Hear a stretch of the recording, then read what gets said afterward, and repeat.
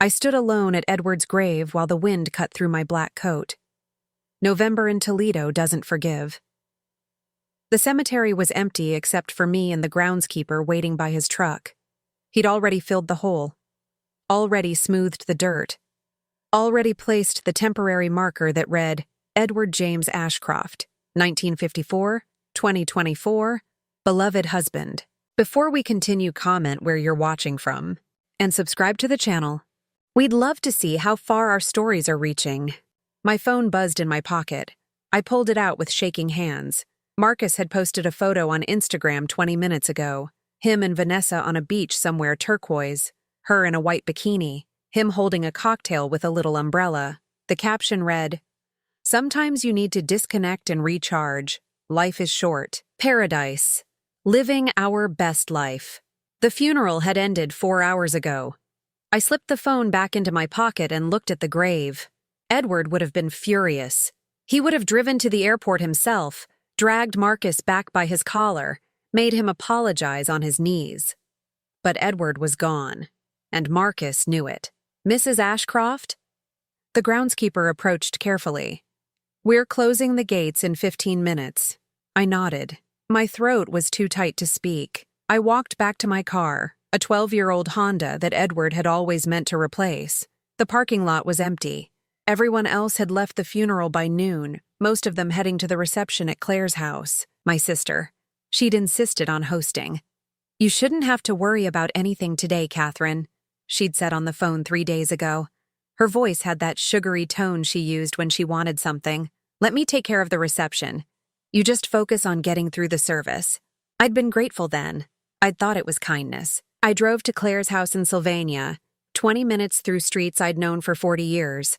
The trees were bare. The sky was the color of old concrete. I kept the radio off. I couldn't stand the noise. When I pulled into Claire's driveway, I counted 11 cars. The funeral had drawn maybe 30 people. I wondered who'd stayed. I walked to the front door and let myself in. Voices came from the living room. Laughter. Someone had opened Edward's favorite bourbon, the bottle he'd been saving for our 45th anniversary next spring. I stood in the doorway and watched. Claire was holding court in the center of the room, glass in hand, telling some story that made everyone chuckle. Vanessa sat on the couch with her legs crossed, scrolling through her phone. A couple of Edward's old law partners stood by the fireplace. A few neighbors I recognized. And then I saw the cousins, the ones who hadn't spoken to Edward in 15 years after some argument about money. No one noticed me at first. Then Claire looked up. "Oh, Katherine, there you are." She smiled, but it didn't reach her eyes. "We were just talking about Edward. Come in, come in." I stepped into the room. Someone handed me a glass of water. No one offered me bourbon. "We were just saying," Claire continued, turning back to the group, "how lucky Edward was to have such a successful practice. He really built something, didn't he?" One of the law partners nodded. "He was a hell of an attorney, sharp as they come." "And generous," Vanessa added without looking up from her phone. "Very generous." Something about the way she said it made my stomach turn. Claire refilled her glass and raised it. To Edward, a man who knew the value of family. Everyone drank. I stared at my water. I excused myself and went to the bathroom. I locked the door and sat on the edge of the tub, trying to breathe. The ring on my finger felt too tight. I twisted it. The inscription inside had worn down over the years, but I still remembered what it said.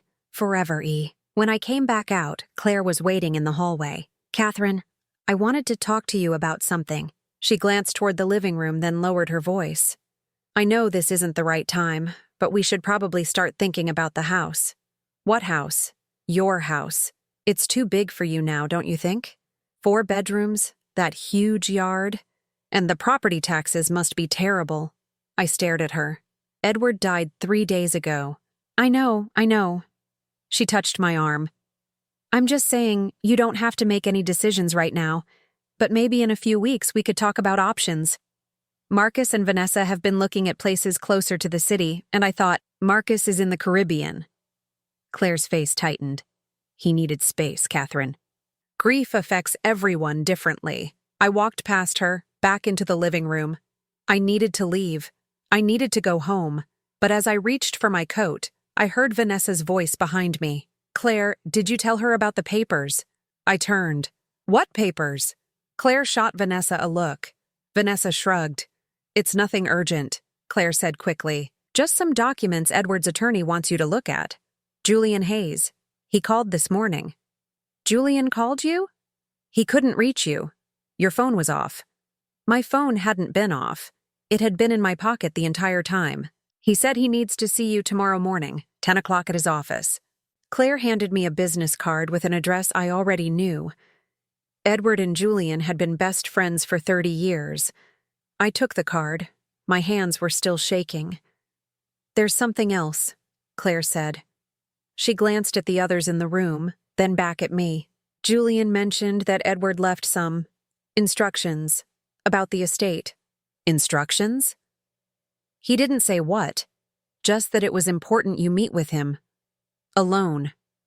I looked at Vanessa. She was watching me now, phone down, eyes sharp. Well, I said quietly, I guess I'll find out tomorrow. I left without saying goodbye to anyone else. I drove home through streets that felt unfamiliar, even though I'd lived here my whole life. When I pulled into the driveway, I sat in the car for 10 minutes before I could make myself go inside. The house was dark. I'd left the lights off that morning when I went to the funeral. I hadn't wanted to come home to an empty, bright house. I walked through the kitchen, past the table where Edward and I had eaten breakfast every morning for 40 years. I climbed the stairs to the bedroom. I lay down on his side of the bed and pressed my face into his pillow. It still smelled like him. Old Spice and coffee and something else I couldn't name. I thought about Marcus on that beach. I thought about Claire talking about my house like it was already hers. I thought about Vanessa's sharp eyes. And I thought about the envelope I'd found in Edward's desk drawer 2 days ago. The one with Julian's name on it and a note in Edward's handwriting. Open only if Katherine needs help. I'd put it back in the drawer. I'd thought maybe it was something private between old friends. But now I got up, went to the study, and opened the drawer. The envelope was still there. I opened it. Inside was a single business card with Julian's phone number, and on the back, in Edward's shaky handwriting from those last terrible weeks, were 5 words. Trust him. He knows everything. I sat at Edward's desk, holding the card, and felt something cold settle in my chest. Not grief, not anymore, something else. I called Julian Hayes at 8 in the morning. He answered on the second ring. Katherine. His voice was warm, familiar. He'd been at the funeral, standing in the back row. I'd seen him leave before the reception. I'm glad you called. Can you come to my office today? Claire said 10 o'clock. Yes. Come alone, please. The line went quiet for a moment. Julian, what's going on? Edward made some changes to his will 2 weeks before he died. I can't discuss them over the phone, but Katherine, it's important you understand what he did and why he did it. My stomach tightened. What kind of changes? The kind that suggest he knew exactly what would happen after he was gone. I arrived at Julian's office at 9:45. The building was downtown, an old brick structure with tall windows and worn stone steps. Edward had worked 2 floors above this office when he'd first started practicing law. That was 1979. I was 23 years old, working double shifts at Toledo Hospital to pay our rent while Edward built his career. Julian's secretary showed me into his office. It was lined with books and smelled like old leather and coffee. Julian stood when I entered. He was 70, thin, with silver hair and the same wire-rimmed glasses he'd worn for 30 years. Katherine. He came around the desk and hugged me. It was brief, respectful. I'm so sorry. Edward was my closest friend. I know. He gestured to a chair. I sat. He returned to his desk and pulled out a folder. Before we begin, I need to ask you something. He looked at me directly. Has Marcus contacted you since the funeral? No. He's still in the Caribbean. Julian's jaw tightened. And Vanessa, she was at Claire's yesterday, for the reception. Did she mention anything about the house? About finances? About you signing any documents? I thought about Claire's conversation in the hallway. Claire mentioned the house. She said it was too big for me, that I should think about selling. Julian nodded slowly. And has anyone asked you to sign a power of attorney? No. Why? He opened the folder and pulled out a document. Because 2 days ago, someone attempted to file a power of attorney claim at the county clerk's office, using your signature. The room tilted. What? It was flagged because the signature didn't match the one on file from Edward's estate documents. The clerk called me directly. Who filed it? The document was submitted by a law firm in Columbus. The attorney listed is someone I've never heard of. But the beneficiary of the power of attorney is Marcus Ashcroft. I stared at the paper in his hands. Marcus tried to get legal control of my finances? Someone did. Whether Marcus knew about it or not, I can't say. But the signature on this document is a forgery. My hands were shaking again. I pressed them flat against my thighs. Julian leaned forward. Katherine, Edward came to see me 4 weeks before he died. He was lucid, coherent, and very specific about what he wanted. He told me he'd been watching the family dynamics for months. He said he was worried about what would happen to you after he was gone.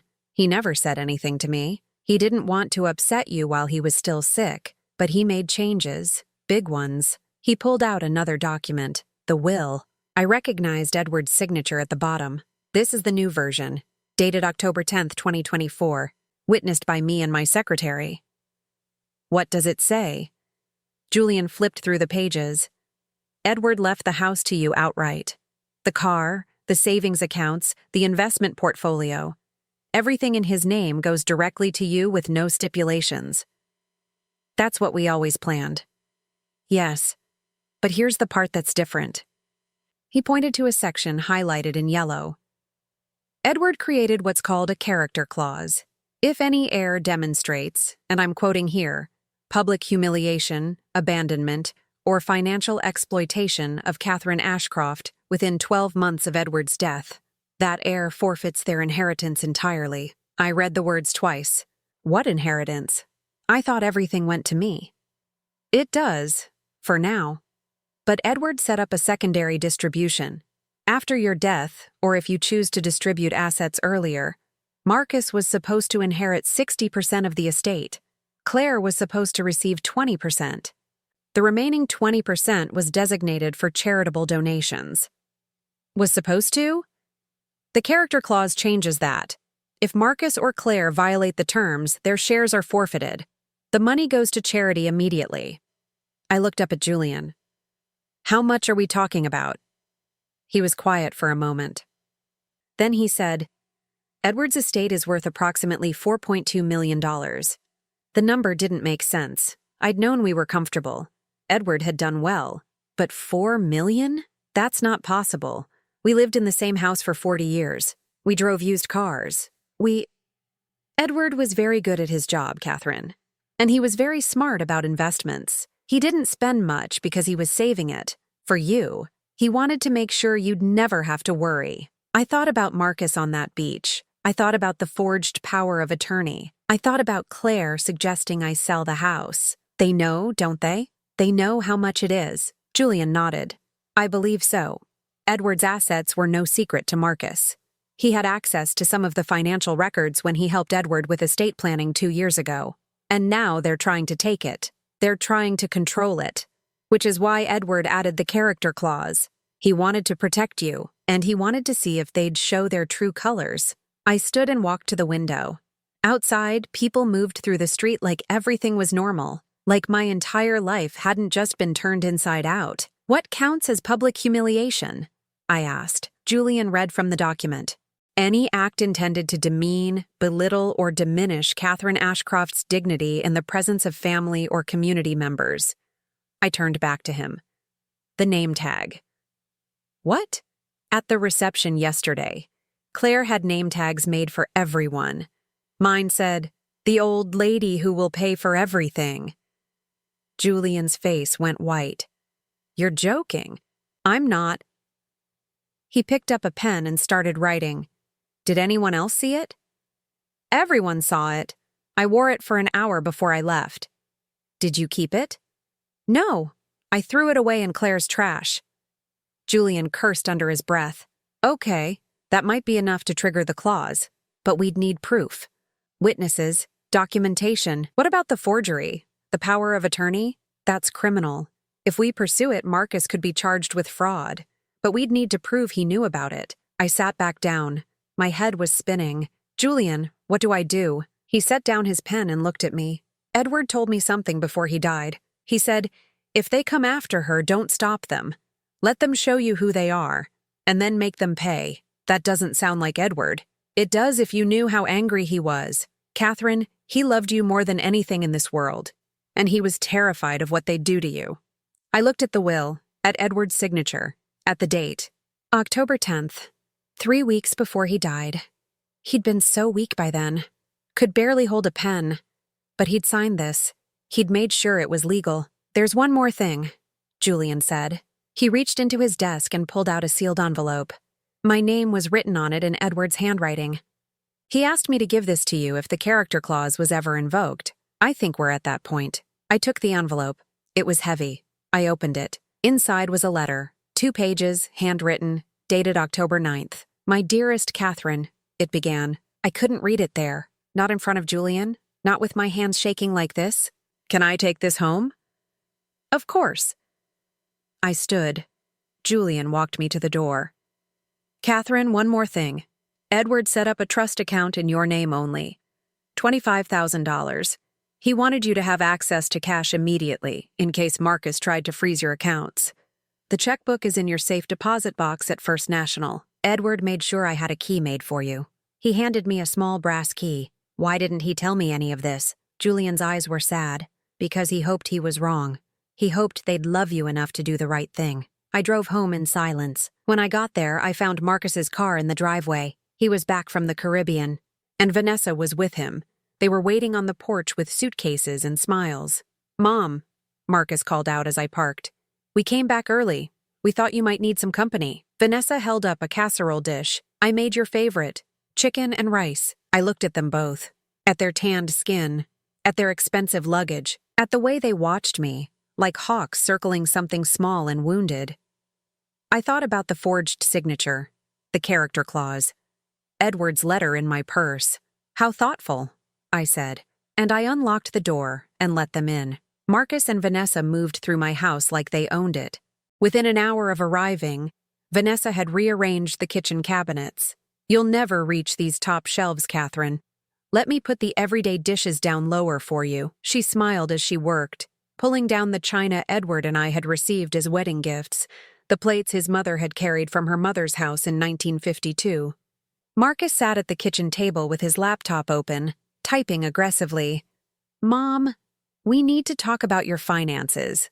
I've been looking at Dad's old records, and there are some concerns. What concerns? Well, for one, you're still paying for cable. You could save $80 a month with streaming services. And this house insurance premium is ridiculous. I can get you a better rate. I stood in the doorway watching them. Vanessa had found Edward's favorite coffee mug, the one with a chip on the rim that he'd refused to throw away. She was putting it in a box marked Donate. That's Edward's mug, I said. I know, but you don't need 24 coffee mugs, Katherine. We're just trying to help you simplify. I walked over and took the mug out of the box. I'm keeping this one. Vanessa's smile tightened. Of course, whatever you want. They stayed for dinner. Vanessa's casserole was fine, but I could barely eat. Marcus talked about his job, about the promotion he was expecting, about the house he and Vanessa wanted to buy in a better neighborhood. He didn't mention the funeral. He didn't mention Edward. After dinner, I excused myself and went upstairs. I locked the bedroom door and sat on the edge of the bed with Edward's letter. My hands were steadier now. I unfolded the pages. My dearest Katherine, it began. If you're reading this, it means Julian had to give it to you. It means I was right to worry. I'm so sorry. I've spent the last few weeks watching our family, really watching, and I've seen things I didn't want to see. The way Marcus looks at you when he thinks no one is paying attention. The way Vanessa calculates every conversation. The way Claire talks about you like you're a burden instead of her sister. I remember when you sold your car to pay for Marcus's heart surgery when he was 6. You took the bus to work for 2 years. Double shifts at the hospital, coming home at midnight, leaving again at 5 in the morning. You never complained. You said it was what mothers do. I remember when you gave up your dream of medical school so I could finish law school. You were smarter than me, Katherine. You could have been a doctor, but you worked as a nurse so I could study. You believed in me when I didn't believe in myself. I remember when Claire needed money after her divorce. $30,000. You took it from our savings without hesitation. Your own sister. And she never paid it back. Never even said thank you. You've spent your whole life giving. And I'm terrified that now, when you finally deserve to rest, they're going to take everything from you. So I've made some changes. Julian will explain them. Trust him completely. He's the only person besides you I've ever truly trusted. Katherine, I need you to do something for me. Something hard. I need you to stop giving them everything they want. I need you to let them show you who they really are. And then, I need you to protect yourself. You're stronger than you think. Stronger than I ever was. You survived 40 years of putting everyone else first. Now it's time to put yourself first. I love you. I loved you the day I met you in that hospital cafeteria in 1978. I loved you when you walked down the aisle. I loved you through every hard year and every good one. I love you now, even though I won't be there to say it anymore. Don't let them erase you. Forever yours, E. I read it 3 times. Then I folded it carefully and put it in my nightstand drawer, under the Bible my mother had given me when I got married. I could hear Marcus and Vanessa talking downstairs. Their voices were low, but I could make out some words. Property taxes. Assessed value. Retirement community. I lay down on Edward's side of the bed and closed my eyes. The next morning, Marcus was up before me. I found him in Edward's study, going through the filing cabinet. What are you doing? He looked up, startled. Oh, morning, Mom. I was just trying to find Dad's insurance policies. We need to file claims. Julian is handling all of that. Julian? Marcus frowned. Mom, Julian is Dad's friend. We should probably get someone who specializes in estate law. Someone who can really maximize the value of everything. Julian is an estate attorney. He's been doing this for 40 years. I know, but Marcus hesitated. Look, I called a firm in Columbus. They said they'd review everything for free, just to make sure you're getting the best advice. I walked to the filing cabinet and closed the drawer. I trust Julian. Mom, this is millions of dollars we're talking about. You need to be smart about this. I looked at my son, at his expensive watch, at the tan from his Caribbean vacation, at the way he avoided my eyes. How much did you know? What? About the money. How much did you know your father was worth? Marcus's face changed. Something flickered there. Guilt, maybe, or calculation. Dad and I talked about finances sometimes. He wanted me to understand the family situation. And you never thought to tell me? He asked me not to. He said you'd worry. So you kept it secret. Mom, don't make this into something it's not. Dad wanted to protect you. We all do. Vanessa appeared in the doorway with coffee. Everything okay in here? Fine, Marcus said quickly. Mom and I were just talking about the estate. Vanessa handed me a mug. Not Edward's chipped one. A generic white one from the back of the cabinet. Katherine, I was thinking, this house is so much work for you. The yard alone must be exhausting. Marcus and I were talking last night, and we think it might be time to consider downsizing. I'm not selling my house. Of course not right away, but eventually. And when you do, we thought maybe you could move closer to us. There's a beautiful retirement community near our place. Independent living, but with support if you need it.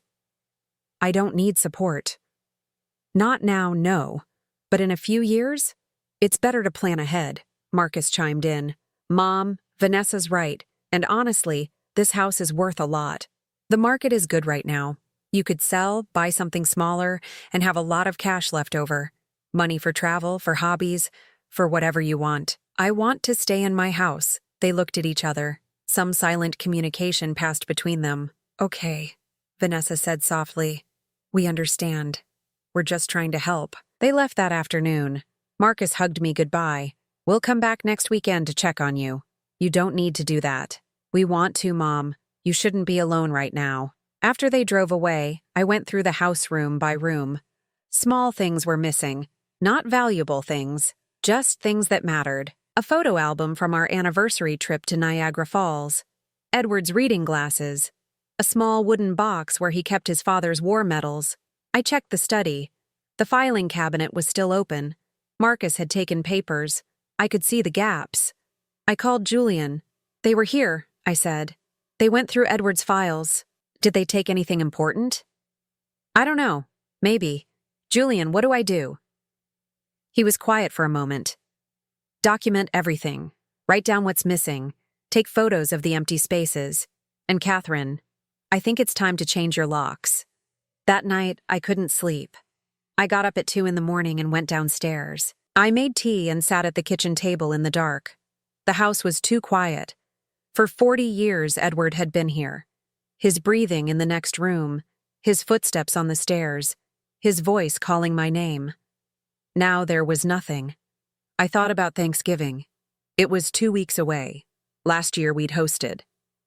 Marcus and Vanessa, Claire and her boyfriend, a few neighbors. Edward had carved the turkey. I'd made his favorite pumpkin pie. This year, no one had mentioned it. No one had asked about my plans. I pulled out my phone and opened the family text chain. The last message was from 3 days ago.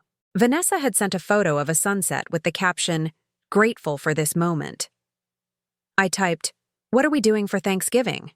I watched the 3 dots appear, then disappear, then appear again. Finally, Marcus responded, "Oh, Mom, we're actually going to Vanessa's parents' place in Vermont this year. Her dad hasn't been feeling well. We thought we should be with him."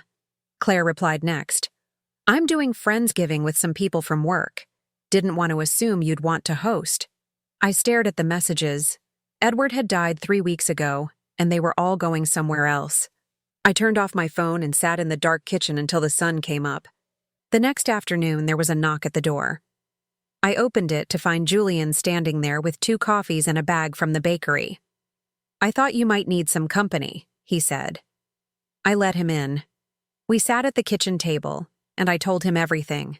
The missing items, the text messages, the way Marcus and Vanessa had moved through the house like they were shopping. Julian listened without interrupting. When I finished, he reached into his jacket and pulled out a small device. "This is a voice recorder, legal in Ohio as long as one party consents. That's you." He set it on the table. "Next time they come over, keep this in your pocket. Record everything." "Julian, I can't spy on my own son." "You're not spying. You're protecting yourself. Edward put that character clause in the will for a reason. If we're going to enforce it, we need evidence." I looked at the recorder. It was small, black, no bigger than a thumb drive. What if Marcus really does care? What if he's just confused, or Vanessa is pushing him, or... Then the recordings will prove that, and you'll have nothing to worry about. Julian leaned forward. "But Katherine, I've been doing this for 40 years. I've seen every kind of estate dispute there is. And I'm telling you, the way your family is behaving, this isn't confusion. This is a plan." I picked up the recorder. It felt heavier than it should. "Edward knew," I said quietly. "He knew this would happen." "Yes, he did. Why didn't he tell me?" Julian's eyes were sad. "Because he hoped he was wrong." After Julian left, I sat alone in the house Edward and I had built together. I thought about the surgeries and the double shifts and the sacrifices. I thought about Claire and the $30,000. I thought about Marcus on that beach. And I thought about Edward's words, "Don't let them erase you." I put the recorder in my pocket. I wasn't going to let them erase me. I hired a private investigator on a Monday morning. His name was Ray Garrett, and Julian had recommended him.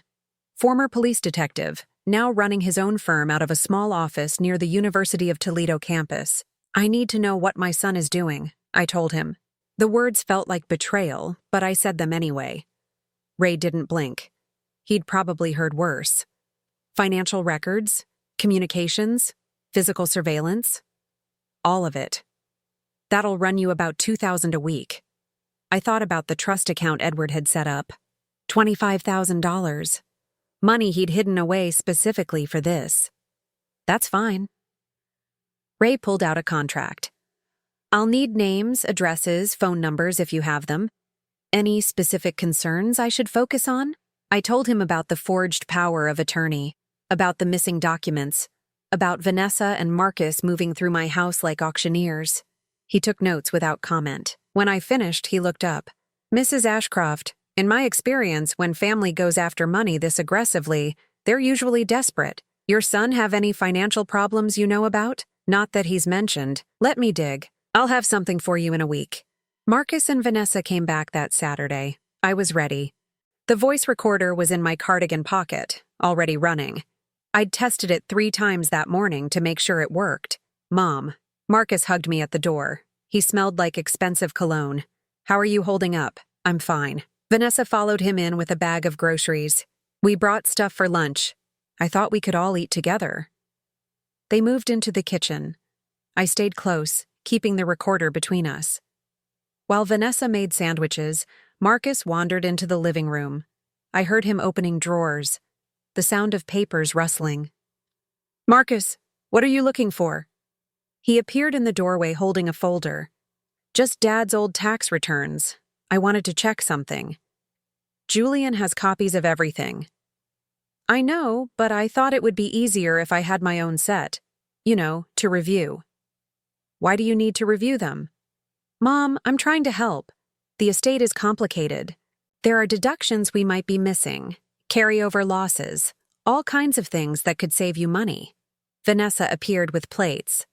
Katherine, Marcus is really good at this stuff. He handles his company's finances. You should let him help. I sat down at the table. They sat across from me, side by side, like an interview panel. I talked to Claire yesterday, Vanessa said. She bit into her sandwich. She's worried about you being alone in this house. I'm fine alone. But are you, though? Marcus leaned forward. Mom, you're almost 70. This house is too much. The stairs, the yard, the maintenance. What if something happens? What if you fall? I'm 68, and I'm perfectly capable of managing stairs. For now, Vanessa said gently. But in 5 years? 10 years? Marcus pulled out his phone. Look, we found this place. It's called Meadowbrook Senior Living. It's only 20 minutes from our house. Independent apartments, but with staff on site 24 hours. They have activities, a dining hall, everything. He turned the phone toward me. The screen showed a building that looked like a hotel, smiling elderly people in a garden, a dining room with white tablecloths. I'm not moving to a nursing home. It's not a nursing home, Vanessa said quickly. It's independent living. You'd have your own apartment, your own kitchen. You could come and go whenever you want. And it's actually very affordable, Marcus added, $3,500 a month, which sounds like a lot, but when you factor in what you're paying now for utilities, property tax, home insurance, maintenance, it's basically the same. I'm not selling my house. They looked at each other again, that same silent conversation. Mom, Marcus put his phone down. We need to talk about money. What about it? Dad left you a lot, more than you probably need, and that's great. That's wonderful. But you have to be smart about managing it. If you keep this house, you're going to burn through cash for no reason. Property taxes alone are almost $9,000 a year. I'm aware. And the house is worth at least $350,000, probably more in this market. If you sell, you could invest that money, earn interest, and still have plenty for living expenses. Vanessa touched my hand. We're just thinking about your future, Katherine. We want you to be comfortable. I looked down at her hand on mine. Her nails were professionally done. French tips, probably $60 at the salon. Where would the money go? I asked. If I sold the house? What do you mean? Would it go into an account in my name? Or would someone else manage it? Marcus hesitated. Well, ideally, we'd set up a trust, with me as the trustee. That way you wouldn't have to worry about paying bills or making investment decisions. I'd handle everything. So you'd control the money. I'd manage it. For you. Mom, I'm not trying to take anything from you. I'm trying to protect you. I stood up. I need to use the bathroom. I went upstairs and locked the bedroom door. My hands were shaking. I sat on the edge of the bed and pulled out the recorder. Stopped it. Pressed play. Their voices came through clearly. Marcus talking about tax returns. Vanessa mentioning Claire. The part about the senior living facility. The trust with Marcus as trustee. I saved the file and put the recorder back in my pocket. When I came back downstairs, they were whispering in the kitchen. They stopped when they saw me. "Everything okay?" Vanessa asked. "Fine." They left an hour later. Marcus took the folder of tax returns. I didn't try to stop him. After they drove away, I called Julian. "I recorded them," I said. "Everything you said they'd do, they did. Can you send me the file?" "I don't know how. I'll come over tomorrow. We'll listen together." That night, Ray Garrett called. "Mrs. Ashcroft, I've got some information. You're going to want to sit down." I sat. "Your son has $87,000 in credit card debt, spread across 6 cards. He's been making minimum payments for about 2 years. Looks like he's been funding a lifestyle he can't actually afford." My stomach dropped. 87,000? Yep. And his wife has her own problems. She tried to start a consulting business 3 years ago, interior design. It failed. She's still paying off the business loan, another 43,000. So they're broke, worse than broke. They're drowning. And based on some emails I was able to access, they've been counting on your husband's estate to bail them out. What emails? Text messages, actually, between your son and his wife. Started about 6 months ago, right around the time your husband got sick. I closed my eyes. What do they say? Ray was quiet for a moment. "Mrs. Ashcroft, are you sure you want to know?" "Yes." "Okay. There's one from August. Your son texted his wife. Doctor says dad has maybe 6 months. After that, we can pay everything off and start fresh." She responded, "What about your mom?" He said, "She won't need much. We can put her somewhere safe and use the rest." The room spun. I gripped the edge of the table. "There's more," Ray continued. "September, your son texted, 'Talk to dad's lawyer. Estate is worth at least $4 million. Even if mom gets half, we're looking at $2 million easy.' And this is the one that concerned me most. October 15th. Your son texted, 'Mom doesn't understand finances. We can get power of attorney and handle everything. She'll never know the difference.'" I couldn't speak. "Mrs. Ashcroft, I'm here. I'm sorry, I know this is hard, but you asked for the truth. Can you send me all of this? The texts, the debt records, everything? Already done. Check your email." After I hung up, I sat in the dark kitchen for an hour. My son had been planning this since August, since before Edward died. I opened my laptop and read through Ray's report. 43 pages, bank statements showing minimum payments and growing balances, screenshots of text messages. In September, right after Edward's diagnosis, Marcus had charged $1,800 at a jewelry store. In October, $3,000 at a resort in Aruba. 2 weeks ago, while Edward was dying, Marcus had spent $900 on golf clubs. I forwarded everything to Julian. Then I walked to Edward's study. The bottom drawer of his desk was slightly open. Marcus had been through it. But underneath where papers had been, I found something. An envelope. My name in Edward's handwriting. Inside was a key and a note. "Safe deposit box, 247, First National Bank. Everything you need. Fight back." The next morning, I went to the bank. The box was in the basement vault. Inside were documents and a USB drive labeled Watch First. At home, I plugged it into my laptop. Edward's face appeared on screen. He was in his study. The date stamp read October 8th, 2024. "Katherine, if you're watching this, it means they did exactly what I feared. I'm sorry I couldn't protect you while I was alive, but I can help you now." He coughed, then continued. "Marcus came to me 6 months ago asking for money. 50,000. Said it was for a business investment. I checked his accounts. He was lying. The money was for debts. I told him no. After that, everything changed. He stopped visiting, stopped calling, started asking Vanessa to handle all communication with us. Edward's eyes were tired but sharp. I hired an investigator, found out about the credit cards, the business loan, all of it, and I found the texts, the ones about waiting for me to die, about controlling you." He leaned closer to the camera. "So I changed the will. Everything goes to you. The character clause means if they try to manipulate you, they lose it all. Julian has copies of everything. Bank records, text messages, proof of the forged power of attorney attempt. Edward paused. Katherine, you've spent 40 years taking care of everyone else.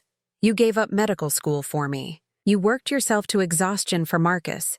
You gave Claire everything she ever asked for, and none of them appreciated it. None of them valued you. His voice broke. Don't let them take what's yours. Don't let them erase you. Use the evidence. Protect yourself.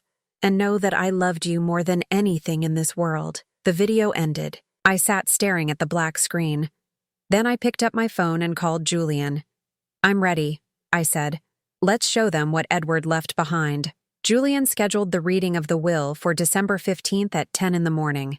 He sent formal notices to Marcus, Vanessa, and Claire. Legal language. Required attendance. Marcus called me the day he received it. Mom, what's going on? Why does Julian want everyone there? It's just a formality. Standard procedure for estate settlement. But why does Vanessa need to be there? She's not family. She's your wife.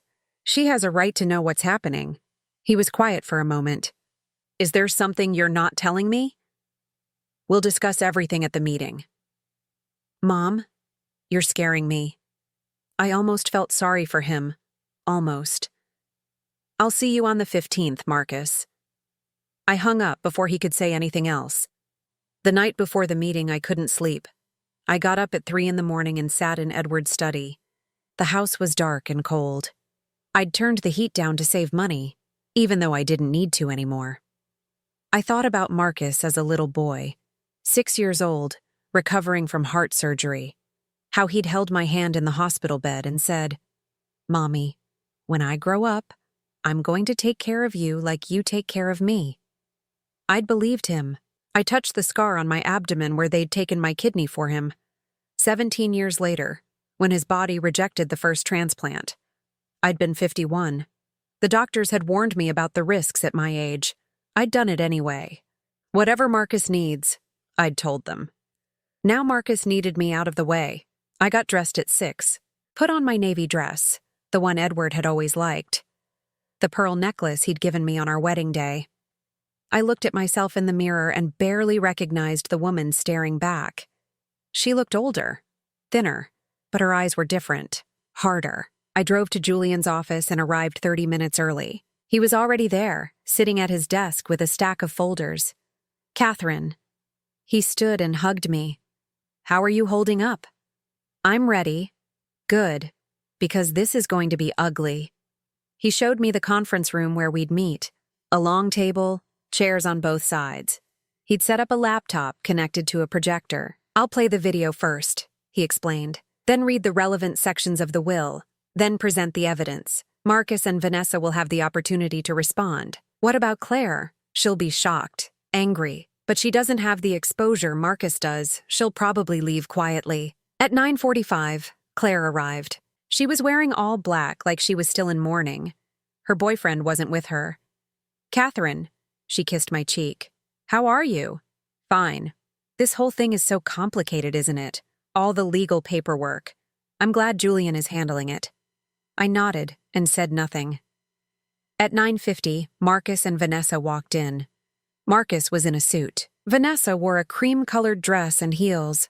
They both looked confident, rehearsed. Mom, Marcus hugged me. You look tired. Are you sleeping okay? Well enough. Vanessa kissed my cheek. We're here for you, Katherine, whatever you need. They sat on one side of the table. Claire sat next to them. I sat on the opposite side with Julian. At exactly 10 o'clock, Julian closed the door and locked it. Thank you all for coming, he began. He was using his lawyer voice, formal, detached. We're here today for the official reading of Edward James Ashcroft's last will and testament, dated October 10th, 2024. Marcus shifted in his seat. Wait, October? I thought Dad's will was from 2020. There was an amendment, a significant one. Which brings me to the first order of business. Julian opened his laptop. Before I read the will, Edward left video testimony that he wanted everyone to see. It's dated October 8th, 2 days before he signed the final version. Vanessa's smile faltered. Video testimony? Yes. Julian pressed play. Edward's face filled the screen on the wall. Marcus inhaled sharply. To my family, Edward began. His voice was weak but clear. If you're watching this, It means Katherine has discovered the truth about what's been happening. I'm recording this to explain my decisions and to make sure there's no confusion about my intentions. Claire leaned forward, frowning. 6 months ago, my son Marcus came to me asking for $50,000. He claimed it was for a business opportunity. I checked his financial records and discovered he was lying. The money was to cover credit card debt and other obligations he'd been hiding from everyone, including his wife. Vanessa turned to Marcus. What is he talking about? Marcus's face had gone pale. Dad, what are you? Quiet, Julian said. Let him finish, Edward continued. I told Marcus I wouldn't enable his irresponsibility. After that conversation, he stopped visiting, stopped calling, and I began to notice a pattern. Every time Katherine spoke to him, it was about money, about selling the house, about me being a burden, about how expensive my medical care was becoming. Claire shifted uncomfortably in her seat. So I hired an investigator, Edward said. I found text messages between Marcus and his wife.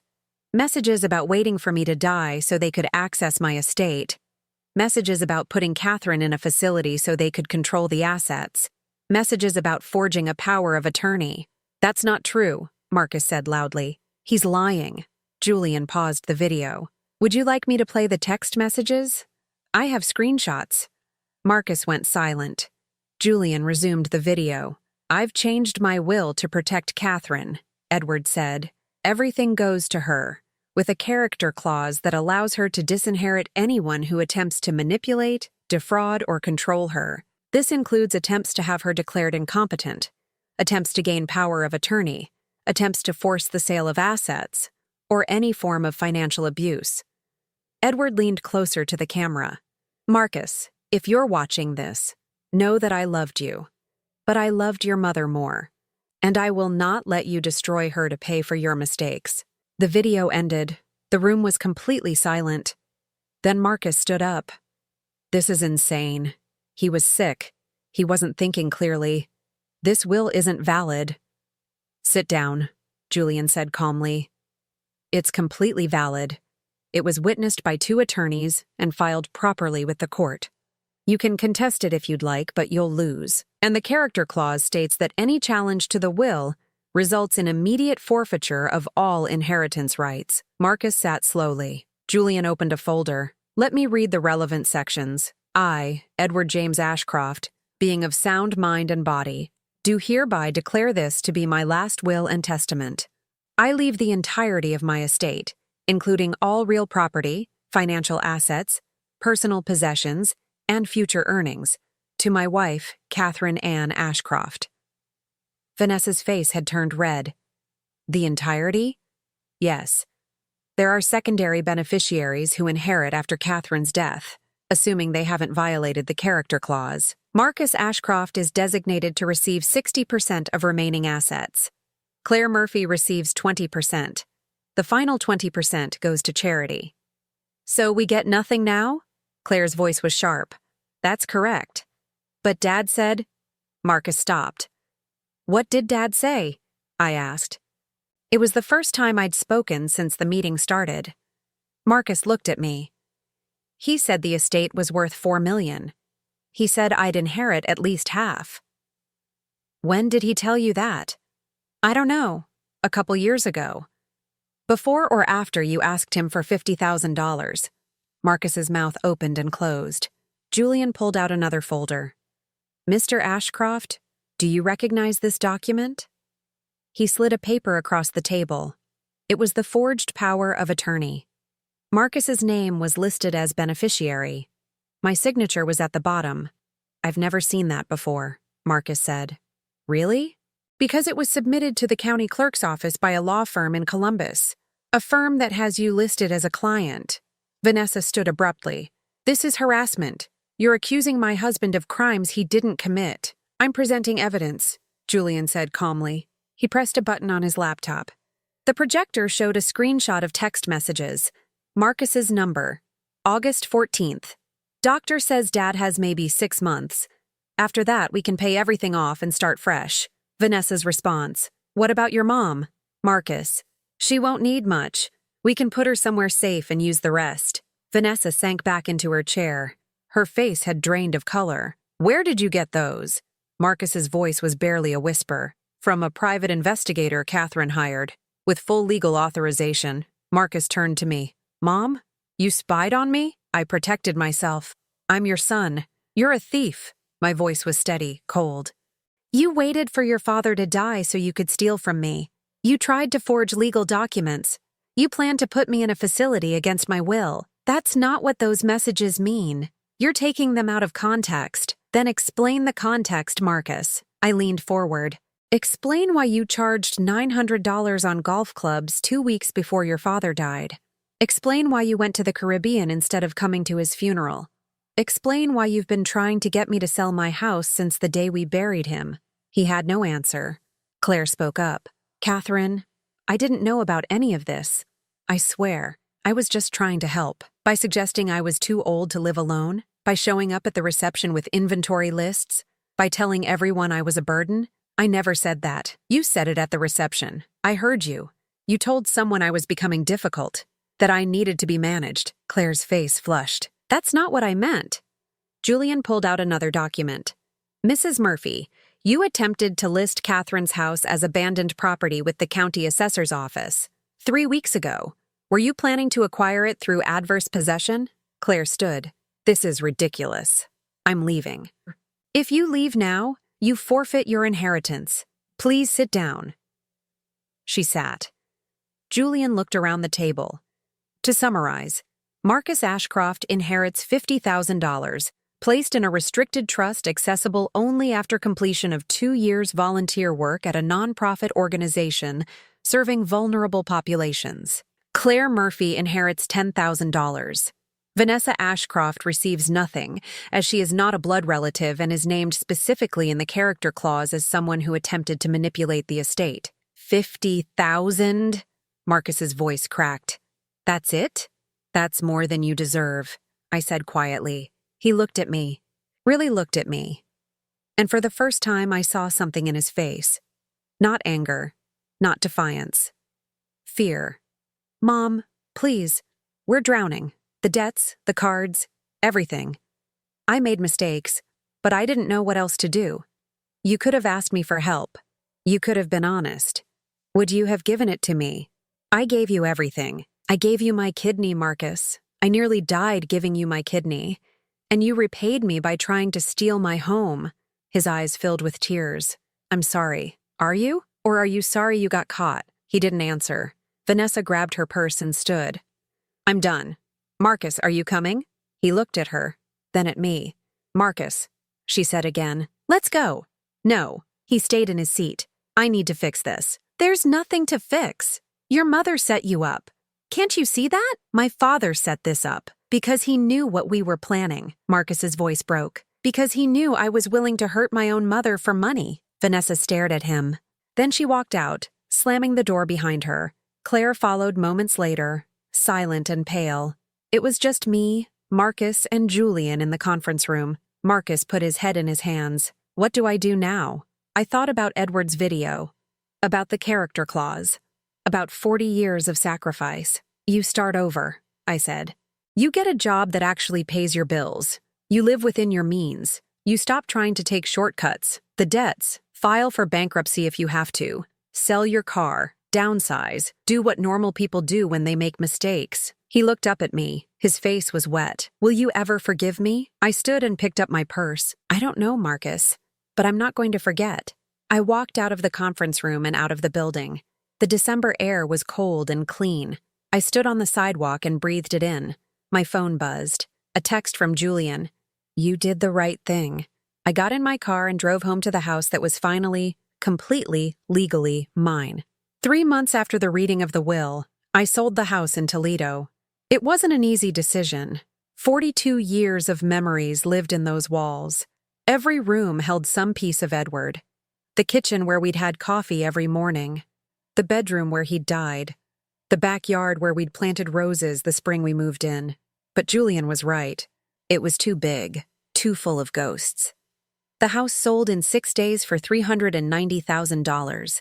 20 agents had called within the first hour of the listing. The market was good. I bought a cottage in Port Clinton, 40 minutes north, right on Lake Erie. 2 bedrooms, a screened porch, a small dock where I could sit and watch the water. It cost $160,000. I paid cash. The rest of the money went into investments. Safe ones, bonds and index funds and things Edward would have approved of. I moved in on a Saturday in March. The lake was still partly frozen, but the sun was bright and the air smelled clean. Julian helped me carry boxes. He was the only person I'd told about the move. "This is perfect for you," he said, setting down a box of kitchen supplies. Edward would have loved it. "He bought it for me." Julian turned. "What?" I pulled out the deed from my purse. It was dated July 15th, 1992. Edward's signature at the bottom. My name listed as sole owner. I found it in the safe deposit box, along with everything else. He bought this cottage 33 years ago and never told me. There was a note. He said it was my retirement present, a place where I could finally rest. Julian read the deed, then looked out at the water. That sounds like Edward. He was planning this all along, making sure I'd be taken care of, making sure I'd have somewhere to go if everything fell apart. He loved you very much. I know. After Julian left, I unpacked slowly. I didn't have much. Most of the furniture from the Toledo house had gone to an estate sale. I'd kept only the things that mattered. Edward's chipped coffee mug, his reading glasses, the wedding photo, his father's war medals, which I'd recovered from Marcus's apartment after a visit I'd rather not remember. The cottage came furnished. Simple, clean furniture. Nothing fancy. It suited me. That night, I sat on the porch with a glass of wine and watched the sunset over the lake. The sky turned pink, then orange, then deep purple. I couldn't remember the last time I'd sat still long enough to watch a sunset. My phone buzzed. A text from Marcus. "Mom, I started the volunteer work. I'm at a senior center downtown, helping with meals and activities. I thought you should know." I stared at the message for a long time. Then I typed back, "Good." That was all. Just good. He'd been texting once a week since the will reading. Short messages, updates on his life. He'd filed for bankruptcy in January, sold the BMW, moved into a smaller apartment. Vanessa had left him and moved back to her parents' house in Michigan. Divorce papers were filed. I hadn't responded to most of his messages.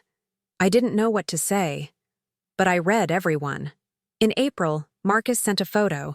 Him in a volunteer t-shirt, standing next to an elderly woman in a wheelchair. He was smiling. It looked genuine. The text said, "Her name is Dorothy. She reminds me of you. Sharp and tough. She told me today that her son stopped visiting 5 years ago." I didn't know what to say. I looked at the photo for a long time. Then I saved it. In May, I got a letter from Claire. Handwritten, 6 pages long. She apologized. She explained. She made excuses. She blamed her boyfriend, her financial problems, her jealousy of the life Edward and I had built together. "I've always felt like you got everything," she wrote. "Mom and Dad loved you more. You married well. You had the perfect life. And I had nothing but bad luck and worse decisions. I wanted what you had. I'm sorry I tried to take it." I read the letter once, then put it in a drawer. I didn't respond. Some things couldn't be fixed with apologies. By summer, I'd settled into a routine. Coffee on the porch at sunrise, a walk along the shore, lunch at the small cafe in town, afternoons reading or working in the garden I'd started planting, evenings watching the water. It was quiet, simple, peaceful. I didn't see Marcus. He called once in June asking if he could visit. I told him I wasn't ready. "When will you be ready?" he asked. "I don't know." "Mom, I'm trying. I'm really trying." "I know you are. Is it enough?" I was quiet for a long time. "I don't know that either." In July, Julian drove up to visit. He brought fresh fish from a market in Toledo and cooked dinner on my small grill. "You look good," he said, rested. "I feel good. Any regrets?" "About what? The will? The confrontation? Cutting them off?" I thought about it. No. Edward was right. They needed to see consequences. They needed to understand that I wasn't just a source of money. I was a person. Their mother. Their sister. Do you think Marcus has learned that? Maybe. He's working at it, at least. And Claire? I shrugged. Claire is Claire. She'll always find someone else to blame. Julian raised his glass. To Edward. For protecting you even after he was gone. To Edward, I echoed. We ate in comfortable silence, watching the sun set over the lake. In August, I did something I hadn't done in years. I enrolled in a class, medical terminology, at the community college in Sandusky. I was 70 years old, sitting in a classroom with students young enough to be my grandchildren. But I didn't care. I'd given up medical school in 1978 to support Edward. Now I was taking it back, not to become a doctor. I was too old for that. But to prove to myself that the dream was still mine, that no one could take it away. The professor was a woman in her 50s. On the first day, she asked why everyone was taking the class. When it was my turn, I said, "Because I should have taken it 47 years ago." She smiled. Better late than never. On September 12th, Marcus showed up at my door. I hadn't invited him. I'd told him not to come. But there he was, standing on my porch with a small potted plant. "I'm sorry," he said. "I know you said you weren't ready, but I finished the volunteer work. 2 years, just like the will required, and I wanted you to know." I stood in the doorway, not inviting him in. "I'm not here for the money," he continued. "I'm here because I owe you an apology that's bigger than a text message. I'm here because you're my mother, and I almost destroyed you for $50,000 that wouldn't have even solved my problems." "It was $87,000 in credit card debt," I corrected. "Yes. And it took bankruptcy and 2 years of living on nothing to pay it off. But I did it. And I learned something." "What's that?" "That you spent my whole life sacrificing for me. And I never noticed. I never said thank you. I never understood what it cost you." I looked at the plant in his hands. It was a small rose bush, pink flowers. "Dorothy died last month," he said quietly. "The woman from the senior center. Her son never came to see her, not once in the 2 years I was there. She died alone, and when we cleaned out her room, we found letters she'd written to him. Dozens of them. He'd never responded." Marcus's eyes filled with tears. "I don't want that to be us, Mom. I don't want you to die wondering if I ever really understood what you gave me." I took the plant from his hands. "Come in," I said. We sat on the porch. I made coffee in Edward's chipped mug and a regular one for Marcus. We didn't talk much at first, just sat and looked at the water. Finally, Marcus said, "This place is beautiful. Your father bought it for me 33 years ago. I just found out." "He knew you'd need it someday." "He knew a lot of things." Marcus nodded. "I miss him." "So do I. I'm sorry I wasn't there for his funeral." "I know. I was selfish and stupid and—" "Marcus." I stopped him. "I know, you've said it. The question is, what are you going to do now?" He was quiet for a long time. "I got a job, real one. Accounting firm. Pays okay. Nothing fancy. I'm renting a studio apartment, driving a used Honda, living like a normal person." "Good. I'm seeing a therapist, trying to figure out why I thought it was okay to treat you like that. Why I thought money was more important than people. And what has the therapist said? That I'm an entitled ass who never learned gratitude." I almost smiled. "Sounds about right. Mom, can I ask you something?" "What? Will you ever forgive me?" I looked at my son. He'd lost weight. His suit was cheaper. His watch was gone. He looked tired and older and humbler than I'd ever seen him. "I'm working on it," I said. "Is that enough?" "For now." He nodded. "Okay, that's fair." He stayed for an hour. We talked about his job, his therapy, his apartment. He told me about the people at the senior center, the lessons he'd learned, the things he'd seen. Before he left, he hugged me. "I'll call you next week, if that's okay." "That's okay. And Mom, thank you for not giving up on me completely." After he drove away, I planted the rose bush next to the porch, pink flowers, Edward's favorite color. That evening, I sat on the dock with my feet dangling in the water. The sun was setting. The sky was turning gold. I thought about everything that had happened. The funeral, The betrayal, the fight, the will. I thought about Edward and the cottage and the character clause and the love that had protected me even after death. I thought about Marcus and the possibility of redemption and whether people could really change. I didn't have all the answers. Maybe I never would. But I had the cottage. I had the lake. I had my medical terminology class and my small garden and my quiet mornings. I had peace, and I had myself, whole and unbroken and finally free. I pulled Edward's wedding ring from my pocket. I'd been carrying it since the funeral. I'd thought about leaving it in Toledo, but I'd brought it here instead. I held it up to the dying light. The inscription inside was worn, but still readable. "Forever, E. Forever," I whispered back. Then I put the ring on a chain around my neck, next to the locket with Edward's photo. Somewhere across the lake, a boat horn sounded. A bird called. The water lapped against the dock. I stood and walked back to the cottage. My cottage. The one Edward had bought for me 33 years ago. The one that had been waiting all this time. I turned on the porch light and sat down with a book. Marcus texted again. "Thank you for today. I love you, Mom." I looked at the message for a moment. Then I typed back, "I love you too, but love isn't enough. Keep working." "I will," he responded. "I promise." I set down the phone and opened my book. The night was cool and clear. The stars were coming out. The lake was calm. For the first time in months, I felt something I'd almost forgotten. Hope. Not the big, dramatic kind.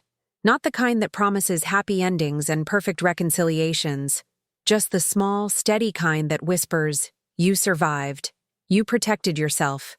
You chose your own peace. And that was enough. That was more than enough. That was everything."